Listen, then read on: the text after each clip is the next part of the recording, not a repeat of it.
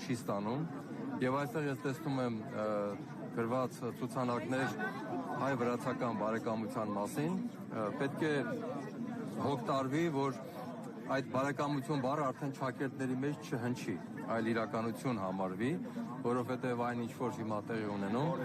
վրացական կողմից բացարձակապես հակասում է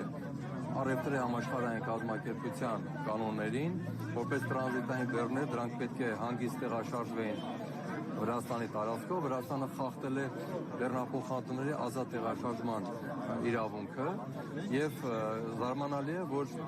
մեր համապատասխան պետական մարմինները եւ Հայաստանի Հանրապետության ներկայացուցիչը առևտրի համաշխարհային կազմակերպությունում չի դիմում դեռևս այդ դժգոհությունը արտահայտելու համար։ Ես կարծում եմ, որ մեր պետական մարմինները, որոնք որ միշտ խոսում են այն մասին, որ պետք է հարկատուներին հարգել, սա այն կոնկրետ դեպքն է, որ պետք է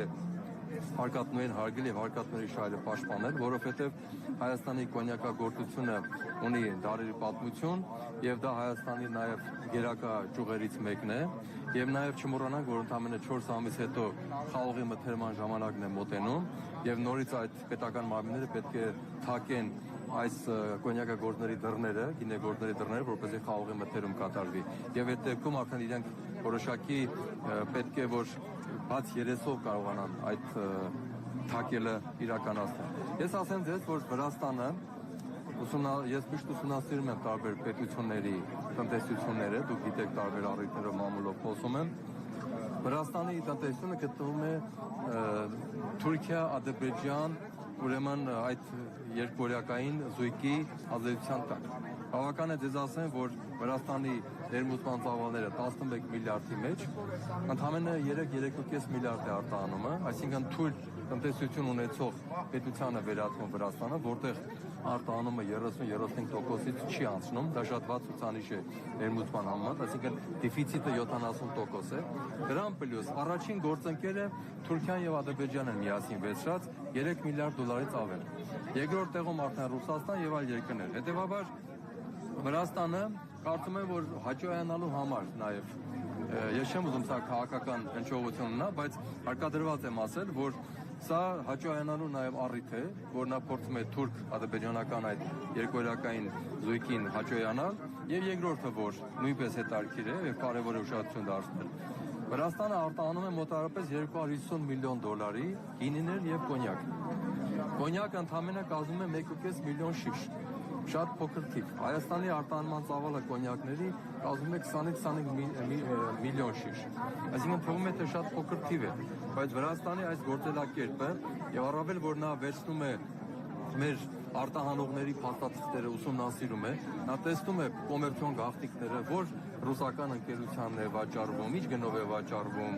ինչպիսի բաղադրություն ունի տվյալ կոնյակը, որը վաճառում է այդ գնով։ Եվ այդ ամբողջ ինֆորմացիան ես ենթադրում եմ, որ վաղամիսօր փոխանցելու են իրենց կոնյակագործներին եւ փորձել են այս շուկան խաթարելով գրավել այս ճանապարհը։ Սա տերոր է, տնտեսական տերոր է ուղղակի Հայաստանի կոնյակագործության համար։ Նորմալական այսինքն նախորդ շաբաթ այստեղ հավաքված կոնյակագործներ, որոնցից հատուկ են բոլորը չէ, բայց մեկում մեջ այդ անհանգստությունն ունեին, որ գուցե իրենց խմիչքը մինչև տեղ հասնի ադրբեջանական խմիչքը դարակաշարը։ Այո, ասեմ դες, որ Վրաստանը 4 բրենդով կոնյակներ է վաճառում, արտադրում, Ադրբեջանը նույնպես ունի կոնյակ, իհարկե նրանց կոնյակները որակով շատ կտրուկ զիջում են եւ տարբերվում են, բայց չի բացառվում, որ եթե Ադրբեջանը անդադ գրովում է մեր հանքարդյունաբերության վրա, շրջակա միջավայրի պատճառաբանություններով, Վրաստանի միջոցով էլ հիմա գրովում են մեր կոնյակագործության եւ խաղողագործության վրա։ Աղամիսօր եթե այդ խաղողը չմթերվի, դուք պատկերացրեք ինչպիսի դժգոհություն պետք է լինի գյուղացիների, ֆերմերների կողմից եւ նաեւ դա կարող է բերել կոնֆլիկտի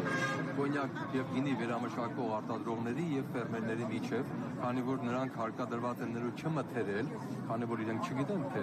ապագան ինչպես է լինելու եւ այսօր շատ գործարաններ ունեն, որ պատրաստի իրենց մեքենաները բեռնված են, չեն կարողանում արտահանել այս քաշքշուկի պատճառով։ Ես կարծում եմ, որ նաեւ պետք է Հայաստանը դիմի ԵԱՏՄ-ին, ինչու Ինչու, որովհետև որպես ԵԱՏՄ անդամ պետություն եւ բեռները հիմնականում առաքվում են դեպի ԵԱՏՄ, մասնավորապես հատկապես Ռուսաստան, բեռի տերը Ռուսաստանն է վերջին հաշվով, ստացողը։ Ես կարծում եմ, որ այս երկու ճակատով առևտրի համաշխարհային կազմակերպություն եւ ԵԱՏՄ պետք է զրուցել։ Վրաստանի դեսպանությունը կարծում եմ ոչինչ չի անի, իրենք այսպես խորհրդավոր կեցվածք են ընդունել եւ որևէ ասելիք չունեն։ Բայց մեր պետական մարմինները չպետք է լռեն, պետք է կտրուկ լինեն եւ այսօրվա միտինգը ես ողջունում եմ ինչով, որ սա նաև աջակցություն է մեր պետական մարմիններին, որտեղ մեր պետական մարմինները իրազեկված են, բայց իրենց ոչ ակտիվ եւ լռելի վիճակը ցույց է տալիս, որ իրենք տիրապետում են իրավիճակին, գիտեն իրավիճակի ինչ է,